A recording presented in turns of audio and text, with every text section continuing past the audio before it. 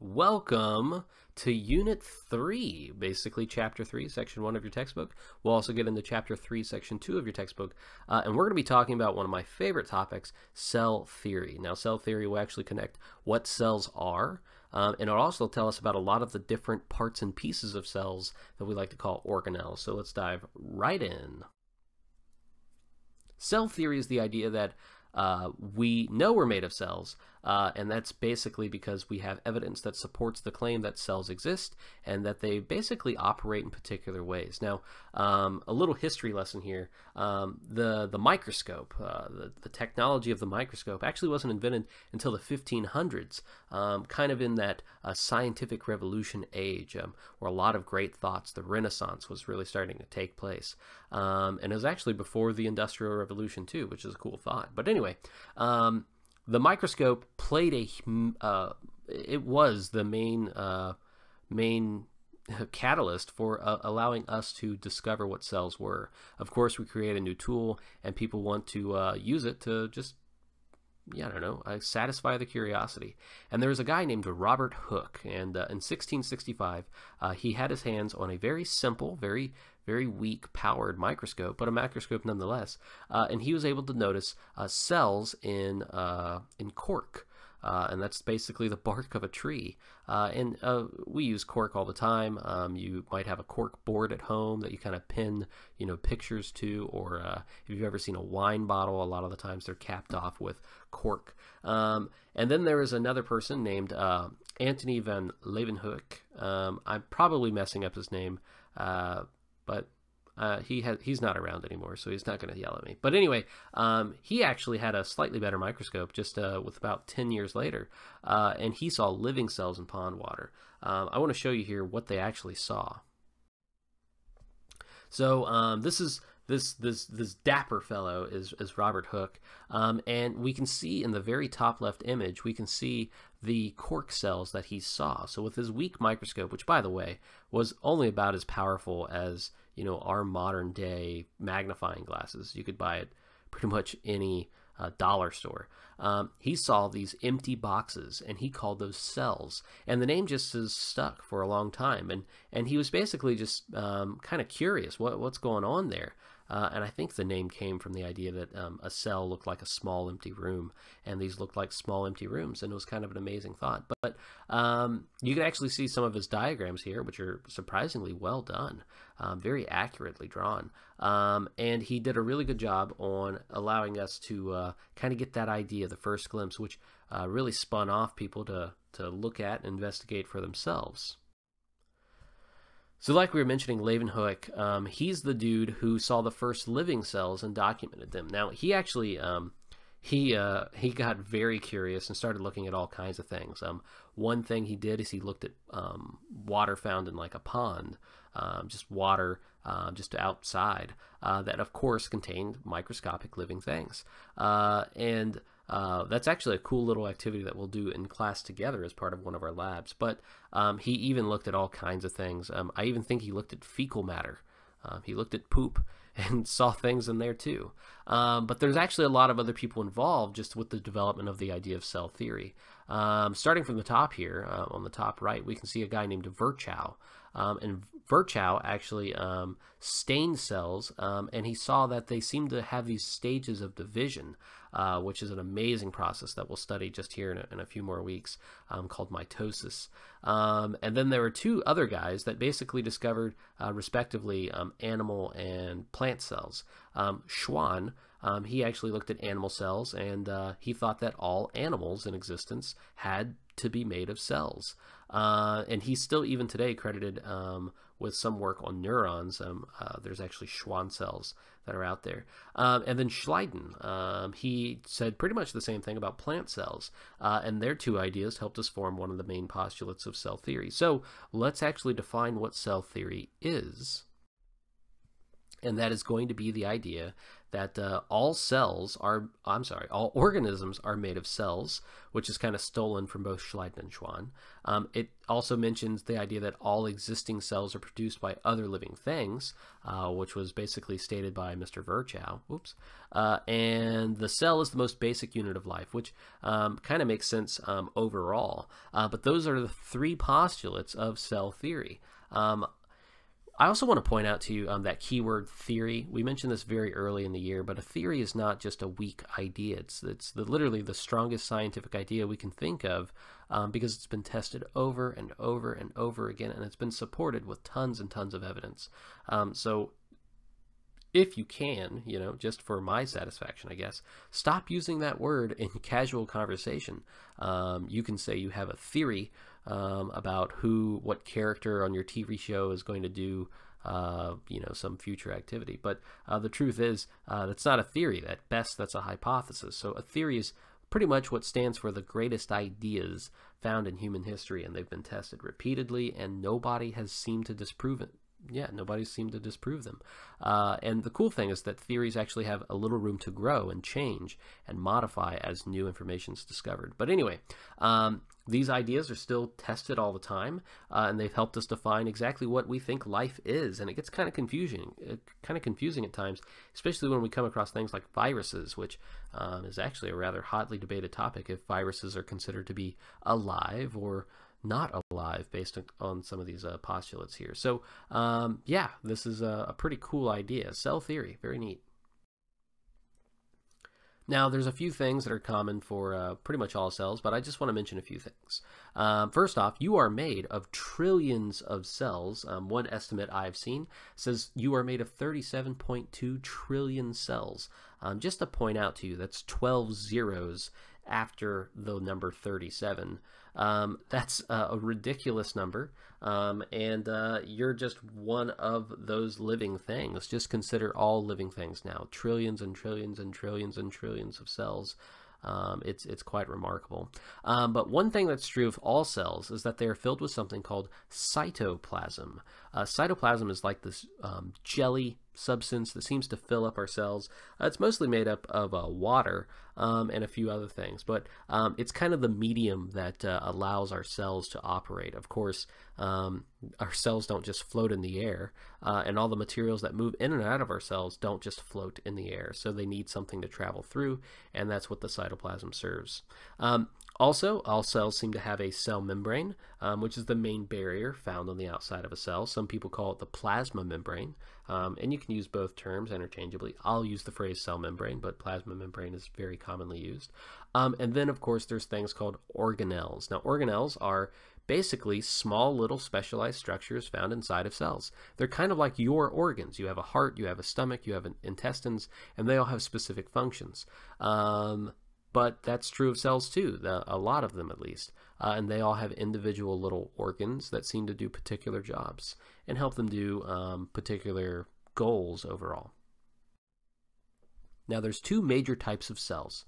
The first is going to be called a prokaryotic cell, which has no nucleus, no membrane-bound organelles, meaning none of those organelles have their own individual membranes.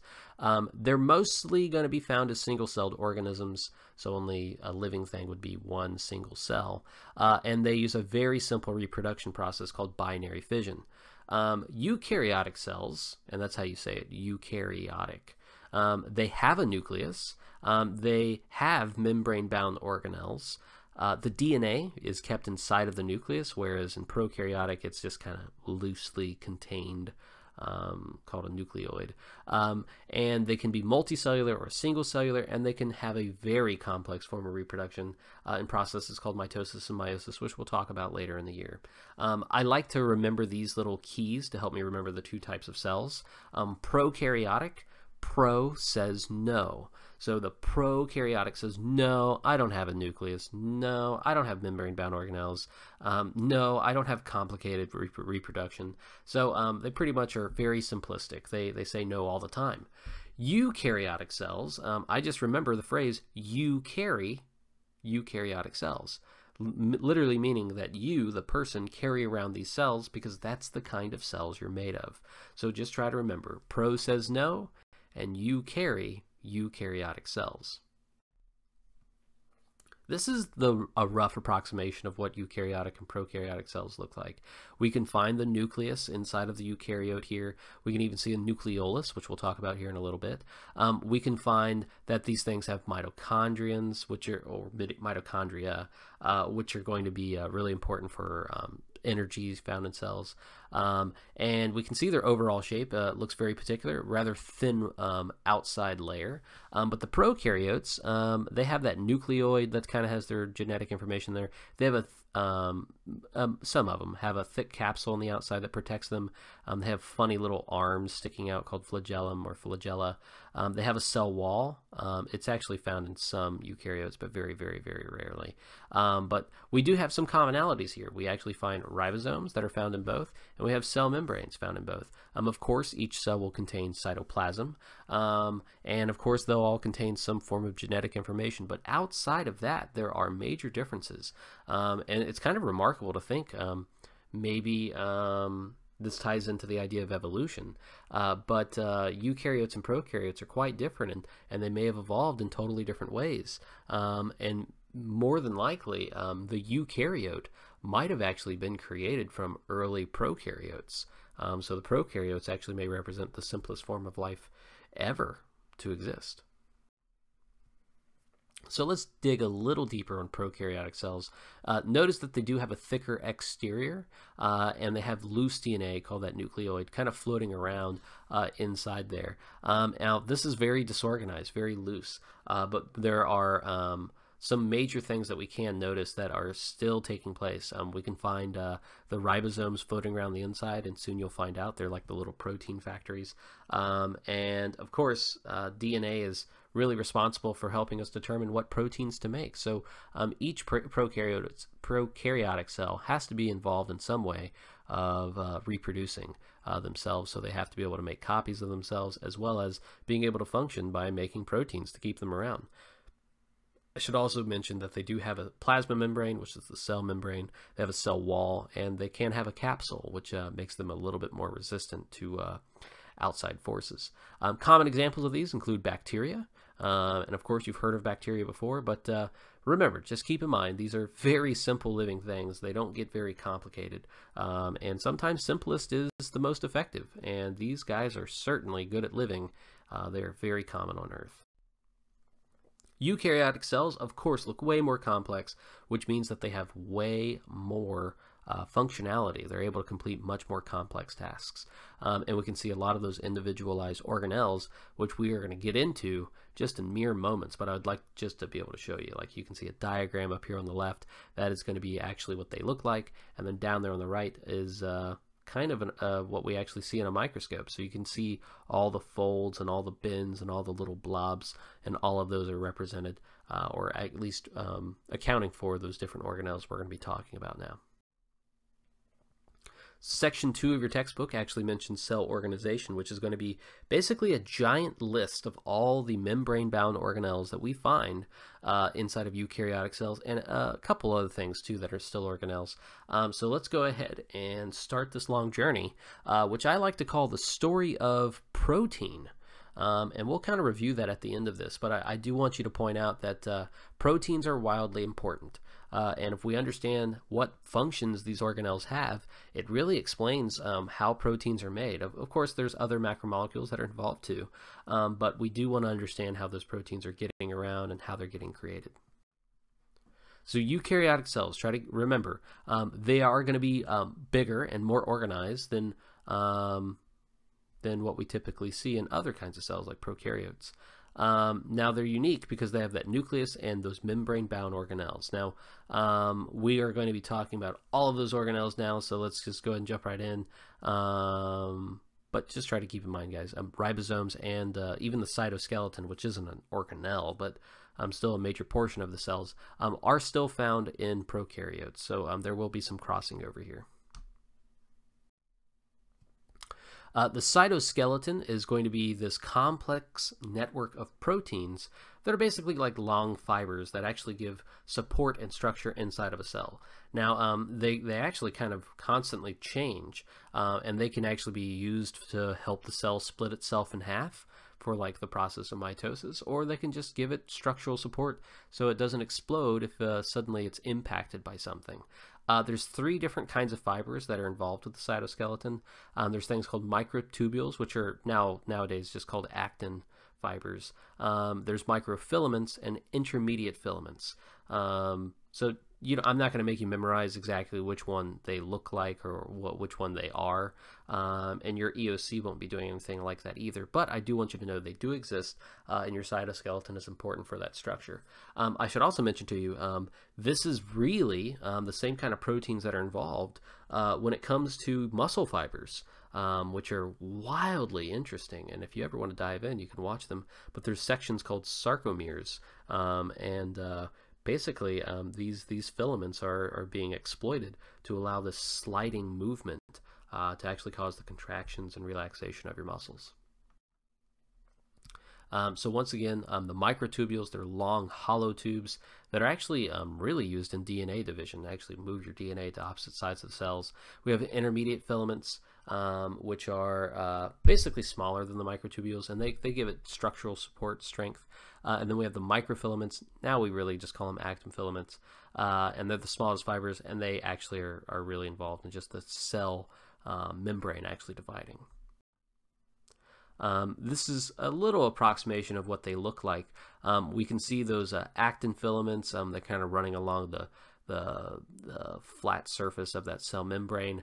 We can see the little bit larger microtubules, and the intermediate filaments are much shorter, and they actually have that connective tissue that kind of unite all the different organelles, kind of acts like a spongy tissue that supports the entire cell and gives a nice little track for things to follow along too, which is nice. We can actually see these under more powerful microscopes, and we can see if we use fluorescent microscopy, we can actually see the green filaments here, and these red filaments in the blue sections. The blue-purple color is actually going to be the nucleus of the cell, which we'll talk about here in a second. The red color shows the actin filaments, or the microfilaments, and the green color actually shows those microtubules kind of stretching throughout the cell, which do a really good job on supporting its structure. So the nucleus is where we contain most of the DNA in eukaryotic cells. Now, it has 2 main functions. First off, it protects your DNA, which is wildly important, and we do want to protect it. But also, it makes it available for cell division whenever we need to gain access to it. So the nucleus is really, really responsible for doing that. It's also responsible for making the housing this feature called the nucleolus. Now, since DNA needs to be accessed, there's this membrane that surrounds the nucleus called the nuclear envelope, and that actually is the thing that allows new vesicles to move in there to drop off things. Now that nuclear envelope is covered in these holes called the nuclear pores, and it allows some of those ribosomes to leave, and ribosomes are going to play a really big role here just in a second. Now that nucleolus that I mentioned earlier, that's really the deep, dense center of the nucleus, and that's filled with chromatin, which is just the loose DNA. And this basically is going to be the area where protein really starts its story. This is where protein synthesis takes place, which is where protein starts getting made. And basically, we know this, that the nucleolus is responsible for making ribosomes. And those ribosomes are protein factories, and now they get pushed out through those nuclear pores that we talked about earlier, and they will connect to this thing called the endoplasmic reticulum, which looks really crazy. I'll show you that too. But let's go ahead and look at a picture. So here you can see there's the nucleus and kind of this lighter purple region, and you can see that chromatin. It looks like veins or yarn kind of loosely packed in there, and then that dense center region is called the nucleolus, and you can see this dark purple with golden rings, that's called the nuclear envelope, and we can see those little individual holes that can play a role in the transport of ribosomes, especially out of there. So those pores, those openings, allow those ribosomes to pop out, and they actually stick to this kind of folded up membrane that kind of actually does connect to the nuclear membrane there, and they stick on the outside, actually kind kind of throughout the membrane for each of the for different forms of the endoplasmic reticulum, and that's actually where we start to produce our proteins. So we mentioned the endoplasmic reticulum. I know that's a hard word to look at, even a hard word to say, but scientists usually just shorten it by saying the ER, and there's two versions of the ER. There's actually the rough ER and the smooth ER. Now the rough ER is the one that we just kind of saw. It has these ribosomes stuck on the outside of the surface. They're studded on the outside, and that's where we make most of our proteins, and that's where they're released, and they actually enter that membrane system, the endoplasmic reticulum system, which is just a network of folded membranes. The smooth ER actually helps transport proteins away from the ER, the rough ER, but also it's where we actually make lipids. And of course, lipids are wildly important for all membranes found in cells. So basically, the main difference is that the rough has the ribosomes, the smooth doesn't. Of course, we find lipid production in the smooth, but the smooth actually looks less like a folded network and more tubular. Let's go ahead and look at a picture of that. Now, roughly, just looking at this, we're just looking at a dissection, a cut across these, but try to keep in mind these very much look folded on top of each other, and they're kind of flat blobs. But we're just looking at the inside as well. So we see the nucleus, the nuclear envelope, how that's connected to the rough ER. The little bumps on the outside represent the ribosomes, and that's where the proteins are going to be made. They'll get dropped off inside of the rough ER and hopefully move to the smooth ER. And you can see that the smooth ER is a bit more like a funneling system, more of a little bit more organized, and that's where those proteins can get stored and broken off, and we can actually form vesicles to transport them. Now, let's get a little bit deeper with those ribosomes. We talked about a number of notes ago, a while ago, we mentioned how proteins were responsible for pretty much everything in your body. And we've got to create those. We got to create them all the time. And that was from the linking of amino acids into these polypeptide chains. Well, ribosomes are the sites of where these polypeptide chains are made. We will talk more about the process of how this is occurring, but it's called transcription and translation. And it's basically turning genetic information from DNA into actual parts and pieces of your body called proteins. Now anyway, basically ribosomes are where we connect the amino acids. And there's two parts. There's a large subunit and a small subunit. And there's even RNA, which is another version of nucleic acids, that are actually part of its structure. It's called rRNA. And we see like little sections of tRNA and mRNA. All of these things seem so confusing now. But trust me, you will know exactly what they are later in the year. But the ribosome, the main thing is that they put together the amino acids to make proteins. That's what you really got to walk away today knowing.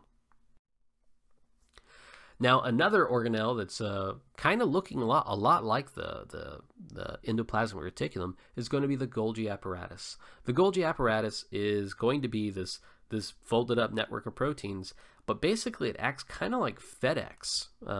If you guys know the company FedEx, they are, I think it's called Federal Express, but FedEx basically sorts and delivers packages, and they deliver them all around the world, and that's actually the purpose of the Golgi apparatus. Sometimes, by the way, it's called the Golgi complex, so don't freak out if anybody calls it something different. If you see that word Golgi, you're in the right place.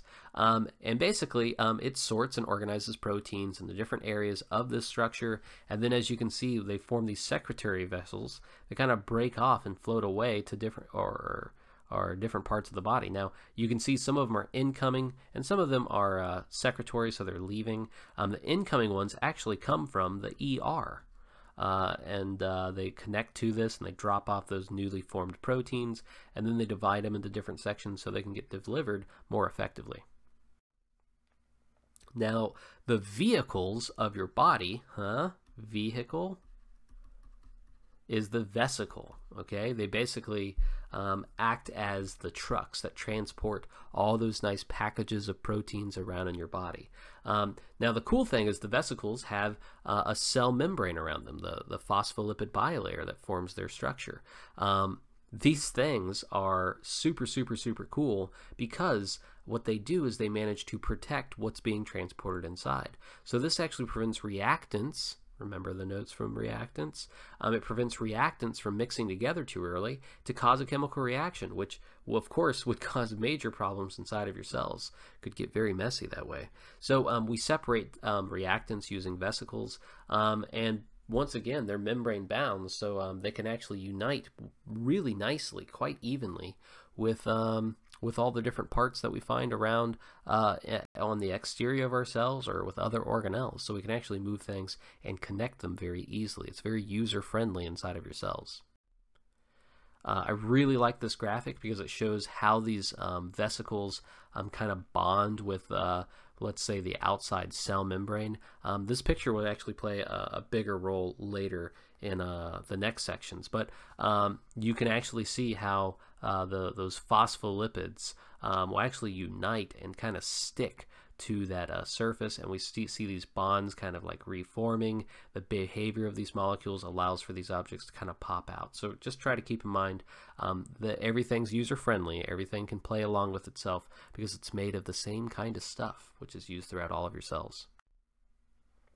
So let's go ahead and talk about this story of protein. Okay, first off, the nucleolus. It makes the ribosomes, and we call those the protein factories. So ribosomes make those proteins, and then those proteins are going to be collected in the rough ER, which is the one with all the bumps on it. That's what the ribosomes are, and then those are going to be moved to the smooth ER, and that's also where lipids are made. But they're going to be moved there, and then vesicles will carry these proteins, these newly formed proteins, into the Golgi apparatus, and the Golgi apparatus, or FedEx, that's going to store those proteins, organize them, and sort them out so they can get transported by more vesicles, probably out of the cell to the cell membrane, and then we can now move them to our new locations out of the cells, or maybe around in the cell. Point is, proteins are used all over the place, so they can get delivered pretty much anywhere. This is just a little animation, a little graphic that kind of shows you what's going on there. Basically, you can see, once again, the nucleus and the nuclear pores. They allow for those ribosomes to be formed. They stick on the outside of the rough ER, and then we form those proteins, which eventually gets transported to the smooth ER. And then we have those transport vesicles that move to the Golgi complex, and then eventually those will move out of the Golgi complex, the Golgi apparatus, out of the cell. So hopefully you could see that animation. I hope it played. I'll leave this in here if it did work. If not, we'll try to figure out another solution. But you can see that things are eventually going to be moving out of the cells from pretty much the signal starting from the middle of the nucleus, which is a cool thought.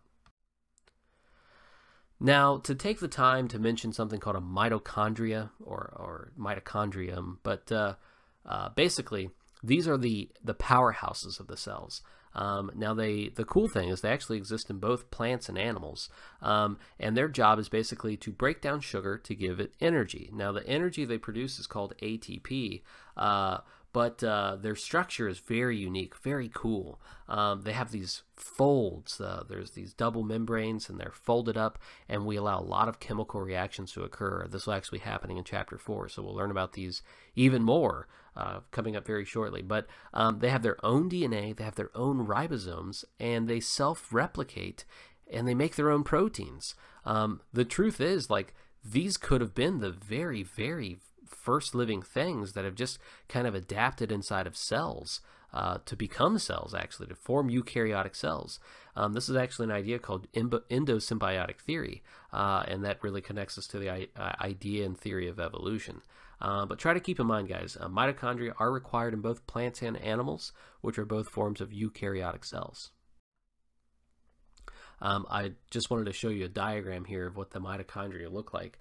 We can see those little rings floating around inside of the mitochondria, little circles of DNA, and that stays within the mitochondria. The cool thing we found out rather recently is that you actually inherit your mother's DNA in her mitochondria.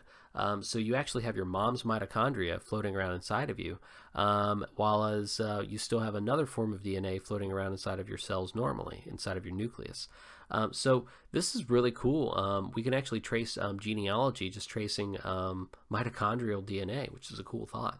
And also, I want you to notice all the folds on the inside. You can see it especially in this diagram, actually the image, the picture, in the black and white down there in the right corner. You can see how all those folds basically allow more interactions, more surface area for these chemical reactions to take place. So we get to see how the cell really acts as a powerhouse and how it can really serve the purpose of giving the cell energy. Another really important molecule, or I'm sorry, another important organelle is going to be called a vacuole. Vacuoles actually look a bit different between plants and animals, but it's basically a fluid-filled sac that usually stores materials like water, or helps separate kind of gross things inside of the body, kind of byproducts that we don't want to mix up. And we eventually want to get rid of. Now, animal cells have a lot of smaller vacuoles, and they're used to separate waste products.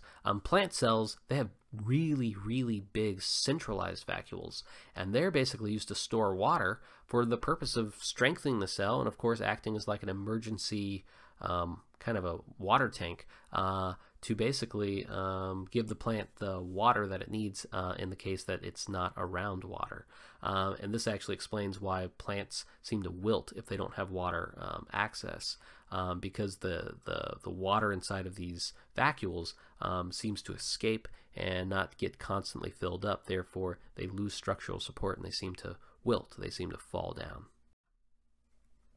This is kind of what it looks like inside of the plant cell with a vacuole. That light blue region is going to be that centralized vacuole, and it gives like a lot of structure, a lot of pressure on the inside of the plant, which actually gives it kind of this swollen appearance, which is really important to maintaining the shape of a plant and, of course, their cells.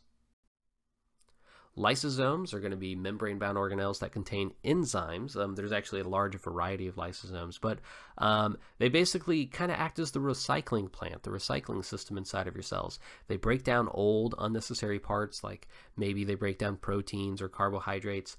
Maybe they destroy viruses and bacteria that enter your body. And basically, they serve as the purpose of repurposing all of those parts.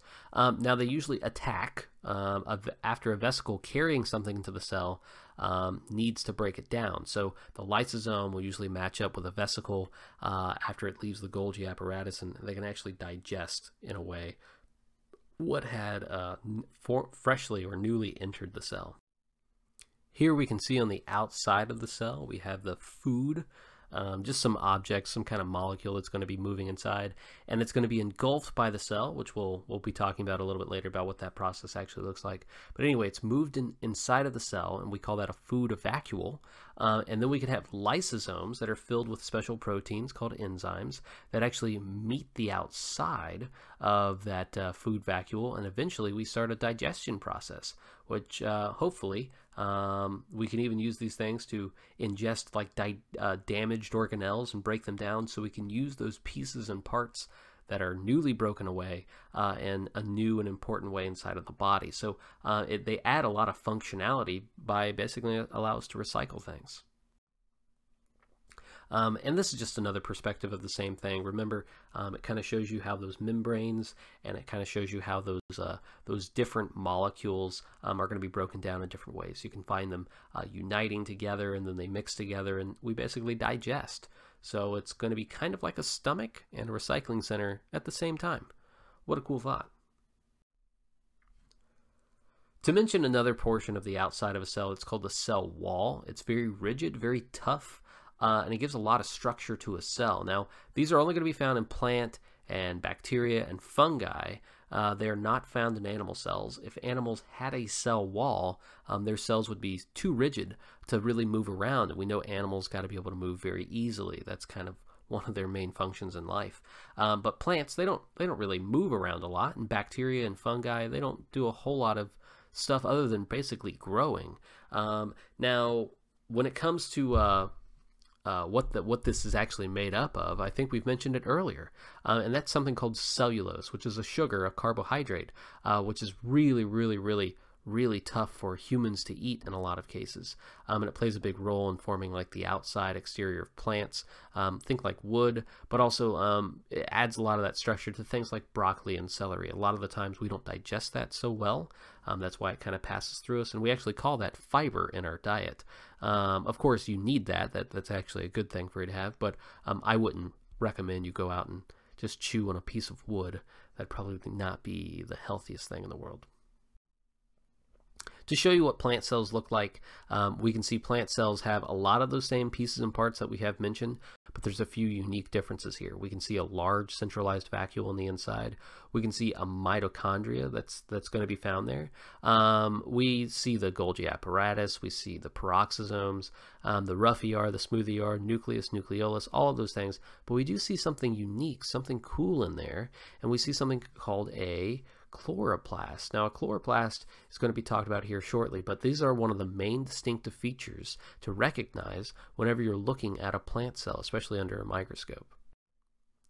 Now, you can see these things, these little chloroplasts. They're green, and they're easy to see under a microscope. You can actually identify them quite easily. And these are a dead giveaway that you're looking at something that is using the process of photosynthesis. So what exactly is a chloroplast? Well, they're the organelles that perform photosynthesis in plants. This is basically where we convert solar energy into chemical energy, namely sugar. Now they're green because they contain this light-absorbing molecule called chlorophyll, This will play a major role in our energy section where we're talking about photosynthesis and cell respiration. So really make sure you're familiar with this. You're also going to see on the next image, there's these terms thylakoid, stroma, grana. All of these things there are structures that you should be able to recognize because it'll help you identify where this process of photosynthesis is actually occurring. So this little structure of a chloroplast, it's actually filled with smaller structures, and they look like little stacks of pancakes, like green little pancakes. Some kids tell me they look like Krabby Patties from SpongeBob. I kind of think it looks like a little futuristic city. But anyway, this dual layered membrane organelle, those stacks of little discs are called thylakoids, and each one is called a grana, by the way. And we see that space in between those thylakoids, they're going to be called the stroma. Actually, let me make a correction here. Each of those individual discs is called a thylakoid. The stack of them are called the grana. Sorry about that, but the space in between is still called the stroma.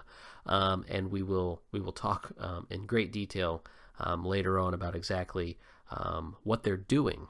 So just go ahead and remember the structures now, and then we will talk about their functions much later. To finalize everything we've been talking about, I think we'd want to just compare animal and plant cells to each other. They are both still eukaryotic cells. They are not prokaryotes. They are eukaryotic cells. But for both plants and animals, they have a lot in common still. They share mitochondria, though animal might only actually have mitochondria and actually more mitochondria. Plants do still have mitochondria. Cytoplasm, rough ER, smooth ER, the Golgi apparatus. Of course, vesicles move things around. The nucleus and nucleolus, which is, of course, obvious with eukaryotic cells. Ribosomes, cytoskeleton, and cell membrane. But the things that make animal cells unique is not just the fact that it has only mitochondria, but they also have vacuoles that are very small. Now, the truth is both plants and animals have vacuoles, but animals just have a lot more small ones. And this is used because they're probably experiencing a lot more unique materials that they're coming across, and they may want to separate those more often. They also have a cell wall. I'm sorry, animals do not have a cell wall, and they have a less squared shape. It's more of an indeterminate shape, like for example, in your body, you have cells that can be very, very thin, but very, very wide. Some are very square in structure. Some are like kind of gangly looking, like your nerve cells. So they can have a lot of unique, interesting shapes because they lack that cell wall. But for plants, they contain chloroplasts as well. And like we said, chloroplasts are used for the purpose of absorbing solar energy and converting that into chemical energy, sugar. Um, they have a large centralized vacuole, so they really don't have a lot of small ones. They just have one big one, and it's mostly filled with water. And we kind of talked about that when we were talking about osmosis, or when we are going to be talking about osmosis. They also have the cell wall, so they're more rigid in their structure. And also, that really acts as all of their support. That large centralized vacuole and that rigid cell wall actually give them all the strength they need to be able to carry the weight of a plant. And just to finally compare an animal and a plant cell, up here on the upper left-hand corner, we have an animal cell. And the animal cell clearly has the nucleus and all the portions of the nucleus, and you can see all kinds of cool little things. One cool little feature that you'll notice here is there's something called a peroxisome, which help them digest some specialized chemicals. But anyway, they have the ribosomes and everything floating around. They have more mitochondria. Just more commonly, they'll find those here. And you will also find that they do have some of those vacuoles, but they're going to be way smaller and more common. Over here, though, on the plant cell, we can see that it does have an obviously much more square shape. And that square shape, once again, is due to that cell wall and hopefully because of the size of the centralized nucleus, the large centralized vacuole found here. That is taking up so much of the space. It actually pushes the nucleus out of the way, kind of pushes it off to the side, because the plant needs to centralize that vacuole in order to make sure it maintains that pressure in a nice, even way. So there you go. That's really the differences between plant and animal cells. We talked about the differences between eukaryotes and prokaryotes, and we listed all of those very unique and very important organelles that we find inside of eukaryotic cells. So if you have any questions in class, just let me know. You'll continue this discussion with the cell membrane and active and passive transport for the next section of notes. So go ahead, watch that if you can, and let me know how it goes. All right, bye.